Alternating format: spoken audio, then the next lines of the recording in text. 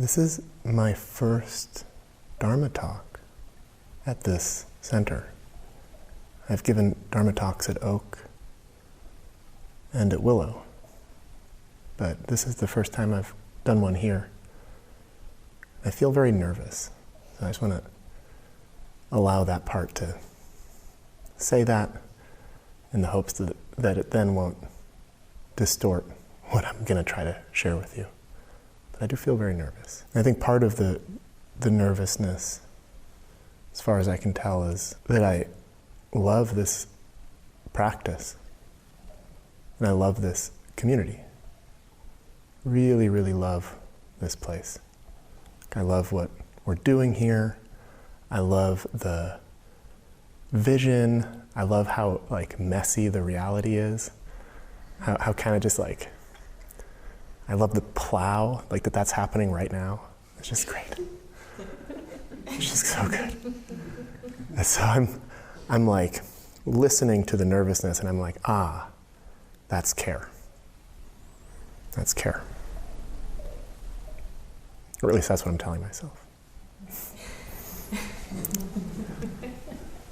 Okay, so this is the second and final talk of this retreat. Tomorrow and the next day, there's going to be less teaching and more just going for it. But don't let my words distract you from just going for it right now. Actually, don't need to listen to me. You can treat me the same as I imagine you're treating the plow. Just something that's arising in your perception. Don't need to do anything with it. Just coming and going.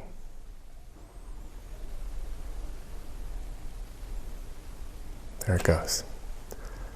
So in this talk, I'm going to provide a little bit of framing, and then I'm going to go into the 3 pure precepts and the 4 elements of right effort. Then I'm going to talk about how the jhanas are different in this system, just a little bit, and give some images that have been helpful for me with this practice, and maybe they'll be helpful for you too. So as Mitra was speaking to yesterday, we can look at friendship as the ground or basis of the path that we're walking. And that's a great way of seeing. As he said, it provides for motivation, support, inspiration, and so much more. It is also the case, however, that friendship in many ways is the fruit of the path. So I interviewed Soryu on my podcast, and the very last thing we talked about, he said something like, "Do you want me to tell you what enlightenment is?" And I paused, I was like, I'm not sure. I don't know, that feels like an info hazard. That feels like maybe you shouldn't. But then I said, okay, do it. And I knew he wanted to. I knew it was a setup. And he said something that was surprising to me. He said that essentially you can measure the depth of your enlightenment by how many friends you have and how deep those friendships are. And the way I experienced this on my solitary retreat is, it was so clear to me that the trees were my friend. The snow was my friend. The compost squirrels were certainly my friends. Everything that I could perceive at times was my friends. I came to see, my anger as a friend, my numbness as a friend. There's a poem that Soryu used to talk about a lot. I don't think he's shared it much recently, but I remember years ago he would talk about it during retreat, often sitting on the altar. And I think it speaks to this. It says, the poem is, "Whenever my children came to see me, I reminded myself to tell them, I love you. Now that I know it's the truth, the words come out fresh and clear each time." It's beautiful. So, this is how the heart of loving kindness naturally sees the world. All are my friends. All are my friends. This distraction is my friend. This hindrance, my teacher, my friend. All are my friends. This is the attitude, the mood that we cultivate in this practice. With this way of seeing, we are naturally moved to care and service. It just spontaneously emerges. Of course you want to protect your friends. You want to care for your friends. Of course, this isn't always easy, as we reflected on recently. You can see the ground in February in Vermont, in northern Vermont. There's a war in Ukraine. There's the worst drought in 1,200 years in the west of the United States. And we walk this path in large part, so that the whole world becomes the path. So that drought, that war, becomes a pathway into service, into more clarity. They become fuel. We metabolize them in order to walk the path. I once traveled with Soryu. We're in, I think it was the Detroit airport. And Soryu was just like looking around, and I think it was like there was a lot going on. It was very stimulating. And he turned to me and he said, I with amazement, actually, he had amazement on his face. He said, I once went to an airport with Harada Roshi, his teacher, and he said he just ate the whole airport. He ate the whole airport. Just stunned. He was like, I still don't understand how he did that. So we walk this path in order to turn the whole world, every experience, every encounter, every relationship, into the path, every feeling, every emotion.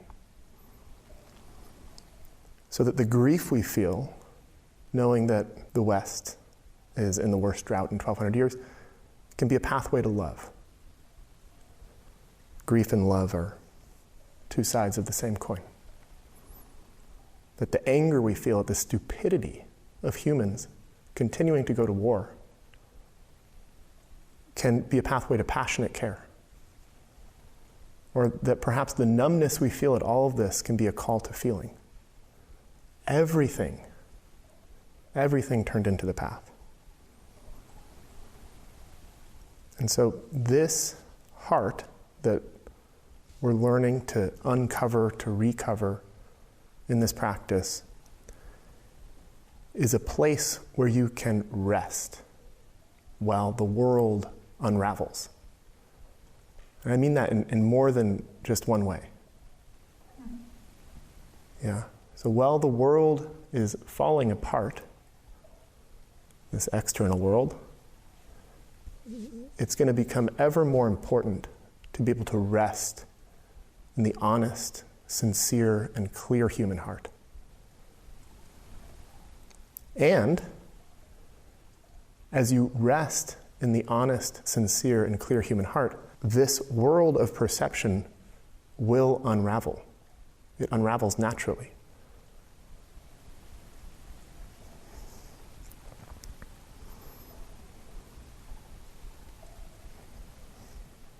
And so, Mitra said yesterday that the lesson comes after the test, which I think is very beautiful and apt. This is one way of looking at it. The test in a situation like this, in a silent retreat, is pretty much always some variation of, am I willing to open and soften to this? And to this?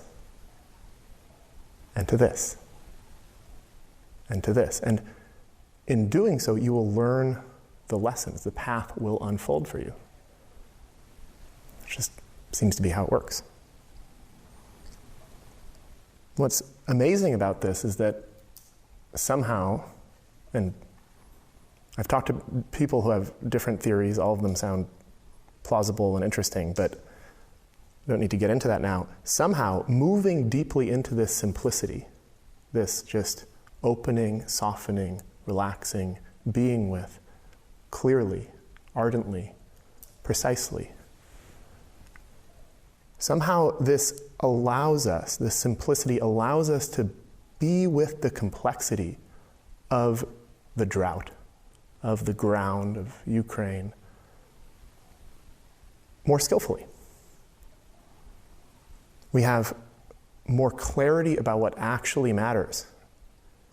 What actually matters. We have less old useless code, malware, running and distorting our service to the world. We're kind of going in there and just ripping that out so that we can act with the clarity of care that we find. And so, no matter what else you take from this talk, please be clear about your motivation. Allow your love for yourself, your friends here, and your love for the world to inspire your practice. Nobody else can tell you why you practice. You need to connect with that yourself.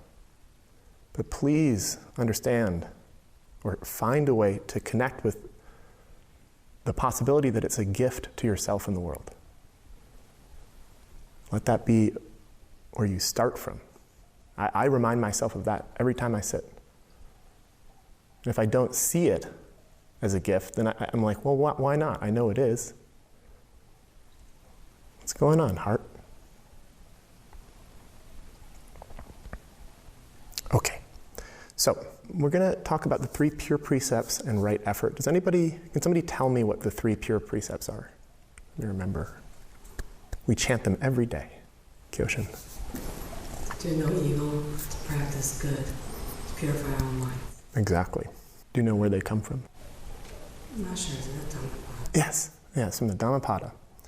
Interestingly, while I was researching for this talk, I found out that actually the frame of the 3 pure precepts comes from the Mahayana tradition. And in the Mahayana, the 3rd precept, the pure precept of cleansing one's mind, actually becomes to save all beings. That's the 3 pure precepts in Mahayana, but we chant the kind of Theravada version. So when Kishin, or whoever the chant leader is, introduces that part of the chant, they do so by saying, this is a summary of the teachings of the Buddha. Is that right? More or less? These are the teachings of the Buddha. Great, yes. Do we don't say summary? Oh, great. These are the teachings of the Buddha. So, Buddhas, yeah, all of them. No matter which Buddha you find, they're going to teach you these 3 things. Yes?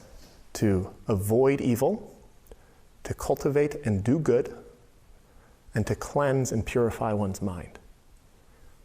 That's what we're up to here. And so how do we practice these 3 pure precepts? I would suggest that we do so through right effort. We live, we enact, we explore the 3 pure precepts through right effort.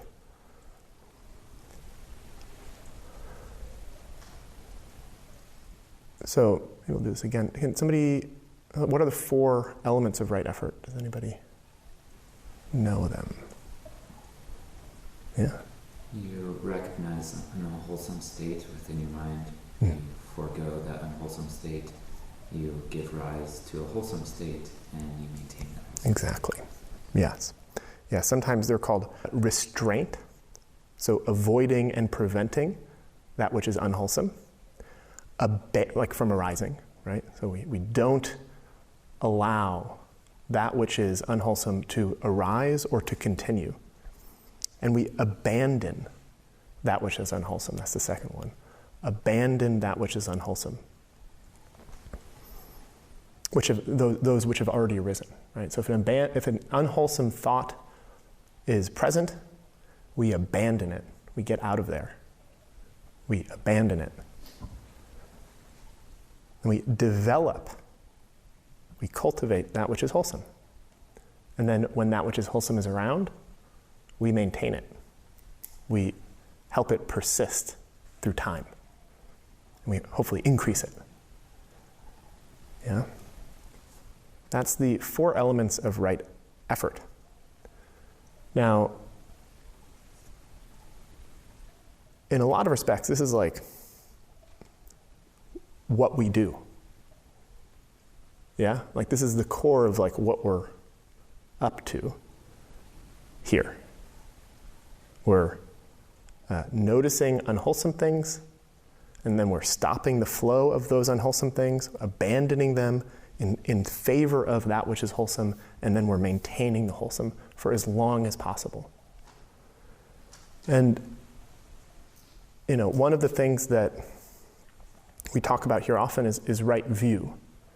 Right view, and one of the aspects of right view is understanding that there is such a thing as wholesome and unwholesome, and striving to get more and more clarity about what is wholesome and what is unwholesome.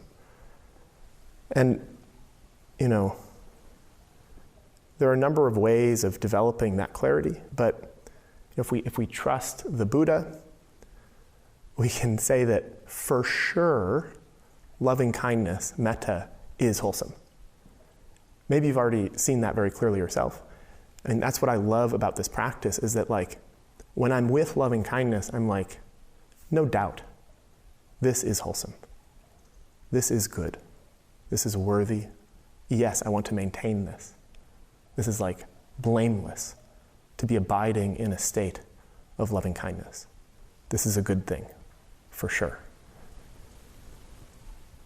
And so you can check with yourself, do you have that kind of like understanding that this is indeed wholesome, right? And that perhaps furthermore, that sort of what we call papancha, the sort of activity of the untrained mind, the just like building things in your mind, that's like based in clinging and unwholesome. How clearly do you see that? And so that's a lot of this practice, is just noticing when your mind is doing an unwholesome thing and gently bringing it to do a wholesome thing. That's pretty much it. That's what we're doing. Pretty straightforward. And so these actually very neatly fit into the 6 R's. That's one of the reasons why I like them so much. So the first R of recognize. When we recognize, when mindfulness arises and notices that there's some kind of distraction, hindrance that's arisen, that is for the sake of restraint, right? Without mindfulness, that unwholesome pattern will just spiral and spiral and spiral and spiral and go and go and go. When mindfulness arises in the mind stream, it generally ceases or dampens or slows down. That's the first element of right effort. Yeah, it's restraint. You become aware of what you're doing. You're like, oh, wait, okay. And then the second R, release. You're abandoning it. Yeah? Because these hindrances, these unwholesome thoughts, essentially feed on our attention. Specifically, they feed on clinging, but they feed on our attention. And so when we release, unfixate our attention from them, we're supporting the abandonment of those unwholesome states, unwholesome qualities. That's the second aspect of right effort. Similarly, the relax step, we're further abandoning these unwholesome qualities because, as we talked about in the first workshop, they're supported by clinging, and clinging manifests in the body as tension. And so when we release and relax, we are abandoning these unwholesome qualities. We're taking away their fuel. When we go on to re-smiling, we are giving rise to a wholesome quality, a kind of uplifted, happy mind. by the way, I have been checking just a little bit. I look around sometimes when I'm meditating just to see if people are smiling. Many people could stand to smile just a little bit more. It's totally okay. I know it's a habit for some reason. I have this too, where like meditation is a very serious thing and you don't want to, have a good time when you're doing it. But you can just smile. It's totally okay. And maybe it seems dumb. It works. It actually works. It really does. I mean, just like you can test it. Just like go somewhere where nobody can see you. If you're afraid of being seen smiling for no reason, and just like kind of furtively just smile and notice what it does to your body. Yeah, just notice what it's like to smile. All right, just do it, and just really, really track it. Like run the experiment. It works. It really works. Please do it. It's so easy. Look at him. He's got a tiny smile. It doesn't have to be a big smile, just a little tiny smile. It's like very clearly the teaching. Okay.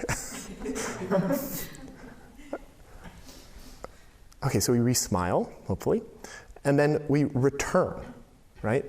When we return to the metta, that's maintenance, right? That's the arising and maintenance of a wholesome quality, and we stay with it for as long as we can, and then we repeat. We invoke right effort again.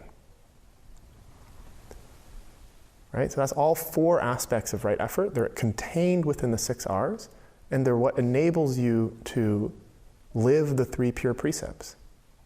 In this process, by abandoning the hindrances and depriving them of their fuel of clinging, eventually they just stop arising. They fade. That's purification of mind. You're cleaning your mind out.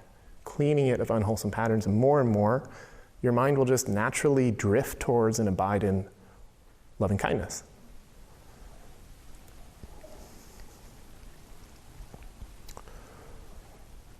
So, and that's all it takes. That's all you have to do. And I say that just because there's such a deep tendency in the human mind to overcomplicate things. But that's all it takes. You connect with a feeling of metta. Mindfulness, you don't have to do anything. Mindfulness recognizes when you're distracted. You do the other 5 R's. And you just repeat until free. Repeat until free. It might not even take that long.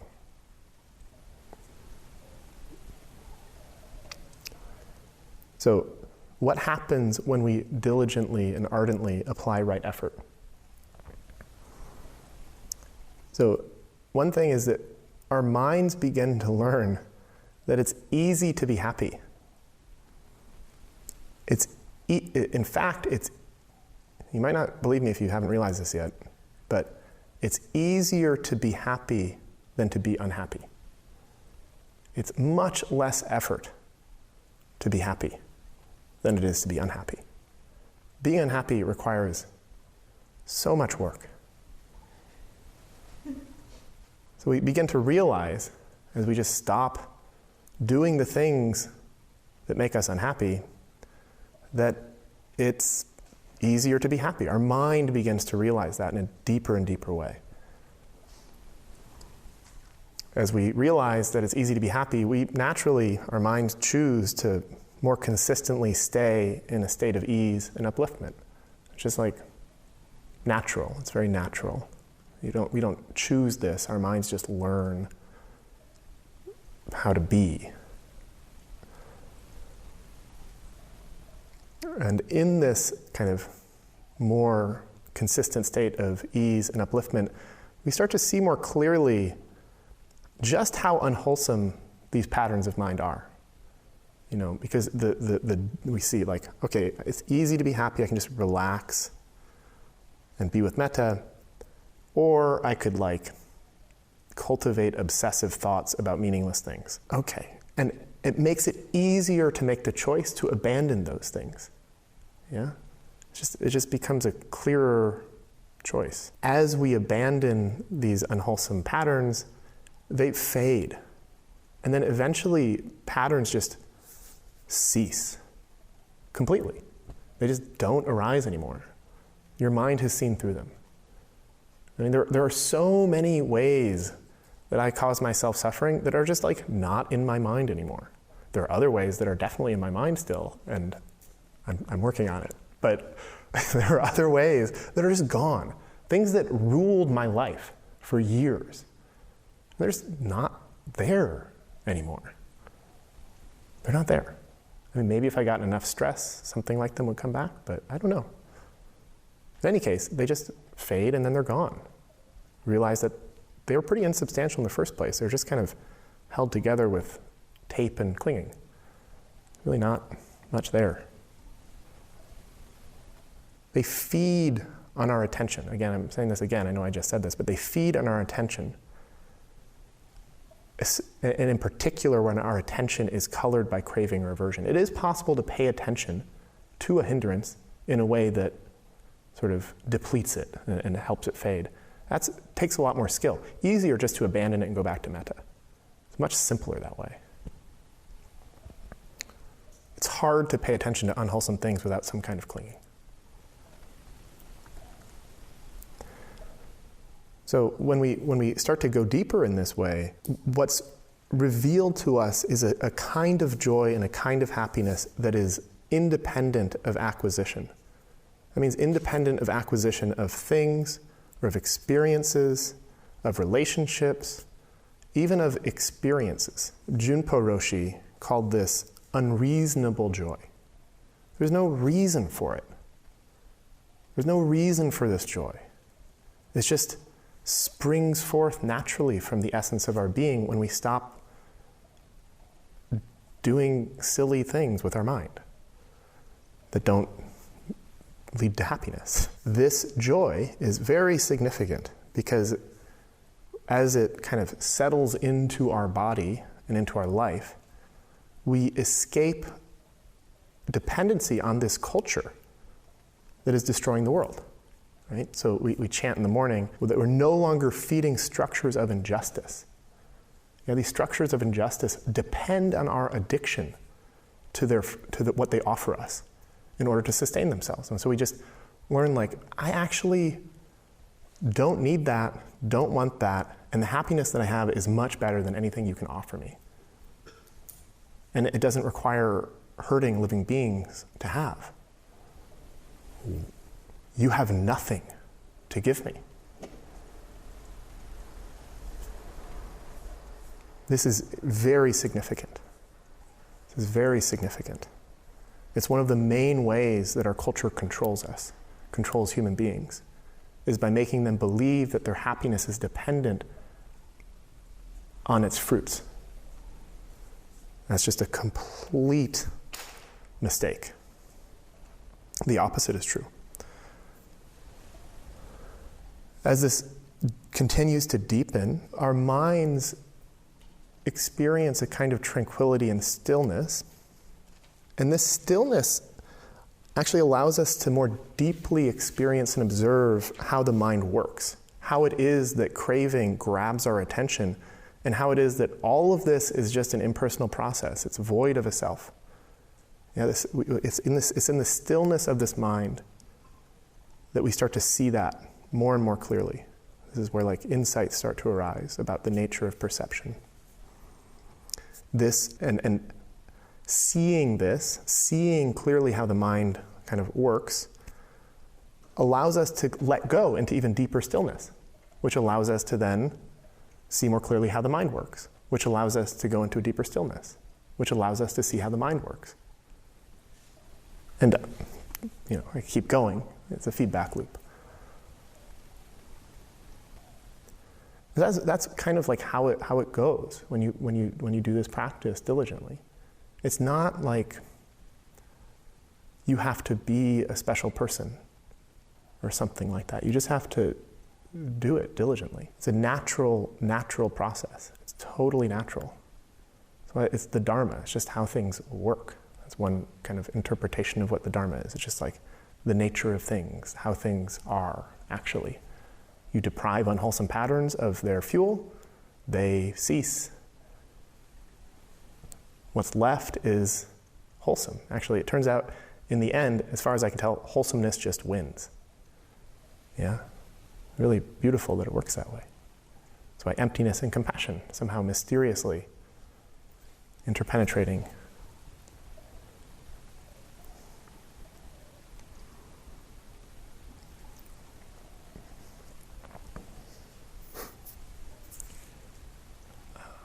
So I want to emphasize and clarify a couple differences in this approach when it comes to the experience of jhana. So jhanas, for those who don't know, they say like kind of like expressions of deep states of samadhi or of certain depths of samadhi. Sometimes in this system, they're called levels of understanding. So each jhana is a level of understanding about how it is that the mind works. In other systems that emphasize something called like absorption concentration, they're talked about as like altered states of trance or states of absorption. This system is distinct in that we're not actually looking for absorption.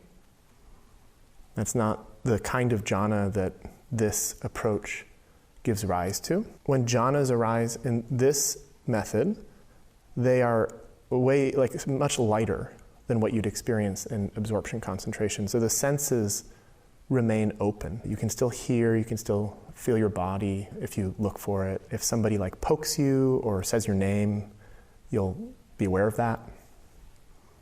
This is in distinction of, there's stories like there's a modern Buddhist saint named Dipa Ma who is renowned for her concentration ability. And there's a story of her meditating and kind of like walking in a courtyard, and all of a sudden she couldn't move.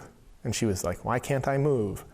And then she, at some point, realized that a dog had bitten and was like latched onto her leg. But she was so deeply in a state of concentration that she just she didn't even realize it. Right? So that's not the kind of concentration that we're going for right now. There's value to that, for sure.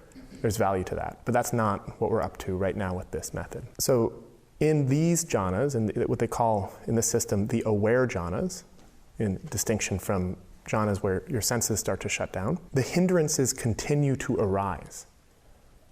The hindrances continue to arise in these jhanas, and this is a feature, not a bug. Right? That the hindrances continue to arise means that we can use the balanced state of mind of the jhana to purify our minds. Right? Instead of just shutting out the hindrances, we continue to see them and learn how to be with them in a way that unravels them. These jhanas in this method also are much, much more accessible. I mean, they won't blow your socks off like absorption concentration, but they're much more accessible. If you diligently apply the 6 R's for these 3 days, it's likely that you'll experience at least the first jhana. That's, the person who created this system, Vimalaramsi, Dante Vimalaramsi, that's a hard name to say. If a student of his doesn't get into the first jhana on a 7-day retreat, by day like 3 or 4, he's like, well, what's going on? Like, what's happening? So I'll describe how the jhanas progress in the system a little bit. And it's important that you know this just because the technique changes once you get to the 4th jhana. And so if that's happening for you, you can write me a note and we can kind of talk about what the shifts to make in your practice. So I won't get into too much detail because some people's minds gets really obsessed with jhanas and they're like, am I in it? Am I out of it? Is this the first jhana, second jhana, whatever? Please don't do that to yourself. It's not helpful to have those thoughts. If you have those thoughts, that's fine, just 6R them. So imagine this, you're meditating and you're with you're with a feeling of metta. And you're with it, and you're with it. You're 6Ring when you get distracted, and you're with it, and you're with it. And then you 6R and you come back, and somewhere in there, all of a sudden, there's this just joy that bursts through your system. It just comes out of nowhere. It's not based in any thought you had. It's not based on some kind of sense pleasure you just got. It's just, depending on your experience with this kind of joy, it might be very exciting. Your mind will likely go, whoa, okay, like, this is a thing. And that's great, that's fine. That's likely what happens the first time you experience it. Just 6R that, go back. As you continue, that intense joy will kind of like mellow out, become more sustained, a little bit more subtle. And that's nice, you can just keep going, just feel metta. 6. That joy will eventually mellow out even more into a feeling of like extremely embodied contentment. He's like, feels really good to just be in your body. Really good. It feels really good to be in your body. Eventually that contentment will fade, and then all that is really left is a feeling of equanimity.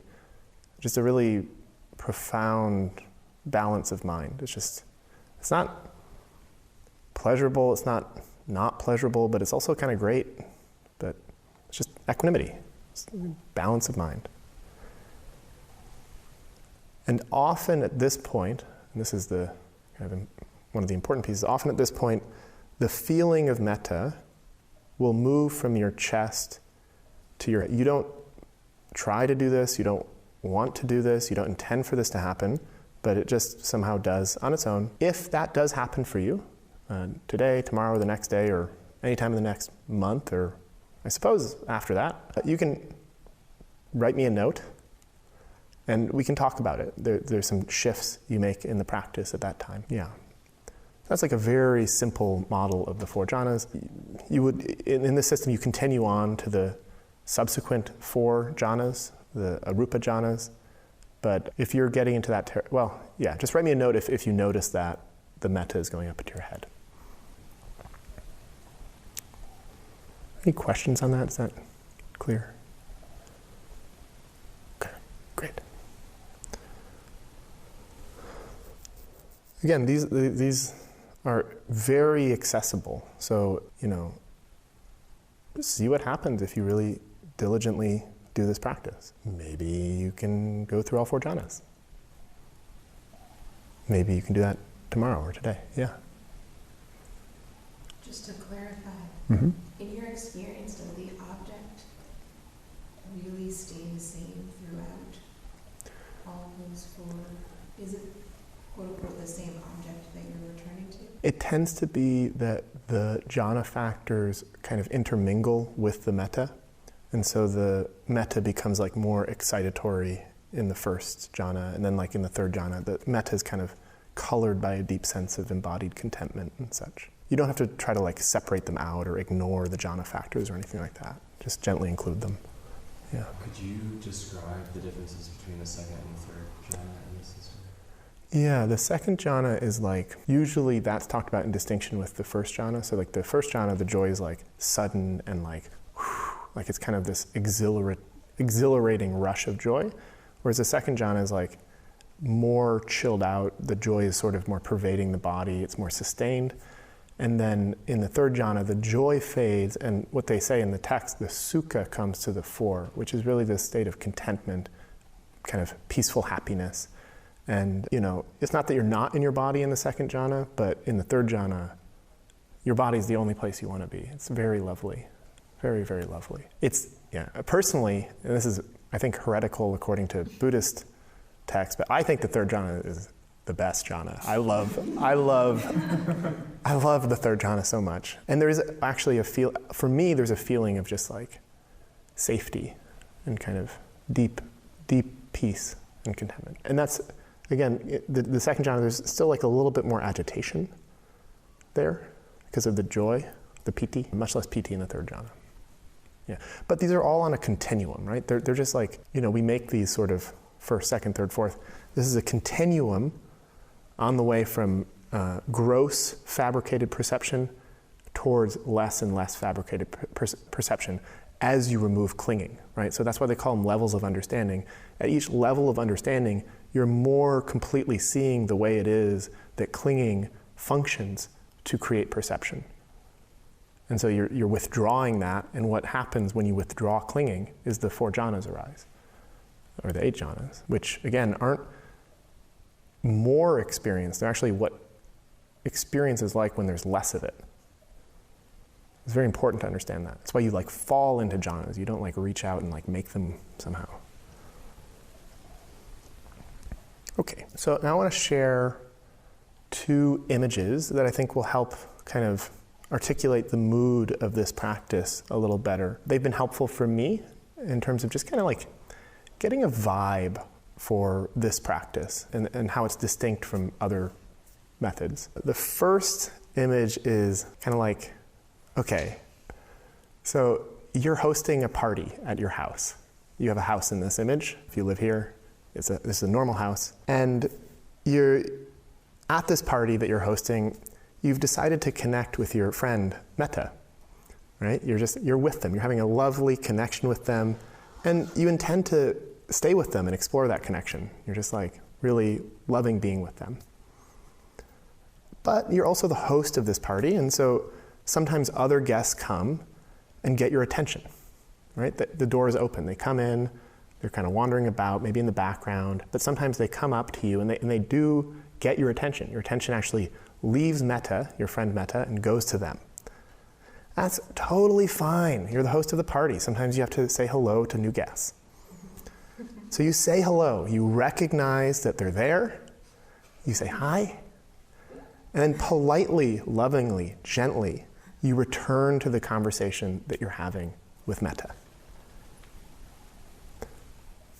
Some guests might be more persistent in getting your attention. That's fine. You just say, hi, I hear you. I hear that you're here.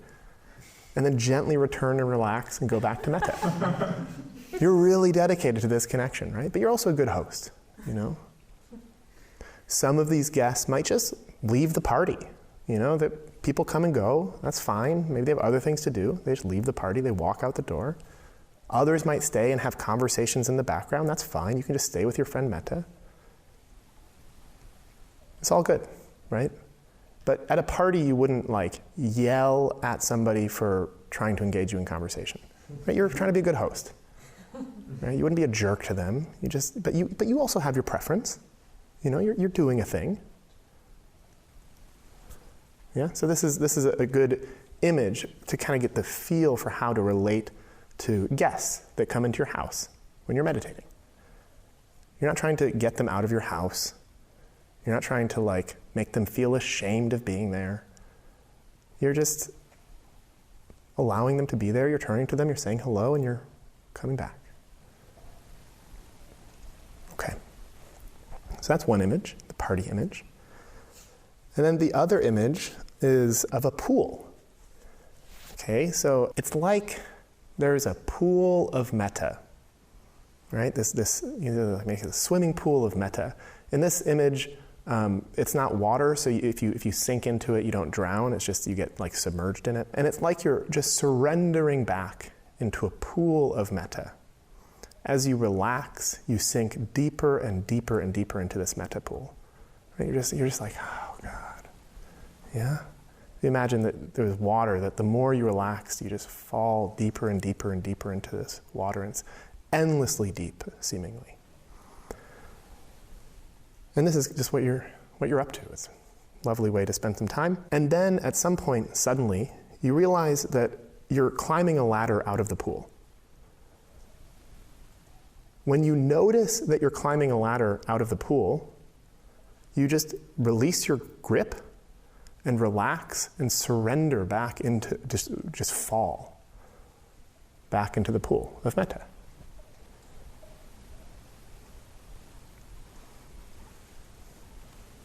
That's it.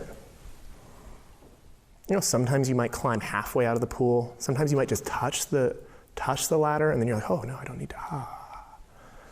You know, sometimes you might get all the way out of the pool, and you're at the hot dog stand, and you're like, then you have to kind of like, just imagine that the hot dog stand is right beside the pool, and you just relax and go back, right? Just fall.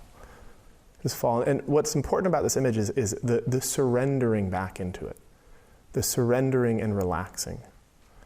Right? That's really just the kind of movement of being is just, yeah.